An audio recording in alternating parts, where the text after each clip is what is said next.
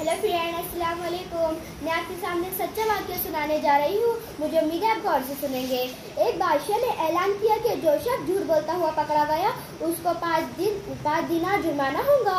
लोग एक दूसरे के सामने भी डरने लगे कि अगर झूठ बोलते हुए पकड़ा गए तो जुर्माना न हो जाए। इधर बादशाह और वजीर भेद बदल कर शहर में घूमने लगे। जब थक गए तो आराम करने की गर्ज से एक ताजिर के पास ठहरे। उसने दोनों को चाय पिलाई। बादशाह ने ताजिर से पूछा, तुम्हारी उम्र कितनी है? ताजिर ने कहा 20 साल। तुम्हारे पास दौलत कितनी है? ताजिर ने कहा 70,000 दीनार। बादशाह ने पूछा, तुम्हारे बच्चे कितने हैं? ताजिर ने जवाब दिया 1। वापस आकर उन्होंने सरकारी दफ्तर में ताजिर के कवाइफ और जायदाद अदा की। पड़ताल की तो उसके बयान से मुख्तलिफ थी। बादशाह ने ताजिर को दरबार में बुलाया। बादशाह ने ताजिर को दरबार में तलब किया और वही 3 सवाल दोहराए। ताजिर ने वही जवाब दिए। बादशाह ने वजीर से कहा, इस पर 15 दीनार जुर्माना आयद कर दो और सरकारी खजाने में जमा करवा दो, क्योंकि इसने 3 झूठ बोले हैं। सरकारी कागजात में इसकी उम्र 35 साल है। इसके पास 70,000 दीनार से ज्यादा रकम है और इसके 5 लड़के हैं। ताजिर ने कहा, जिंदगी के 20 साल नेकी और ईमानदारी से गुजरे हैं, इसी को अपनी उम्र समझता हूँ। जिंदगी में 70,000 दीनार मैंने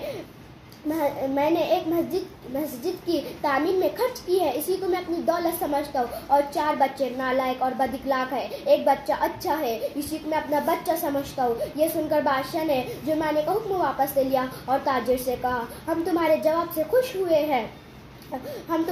से खुश हुए हैं। दौलत वही काबिल एतबार है जो राह खुदा में खर्च हो, और औलाद वही जिसकी आदतें नेक हो।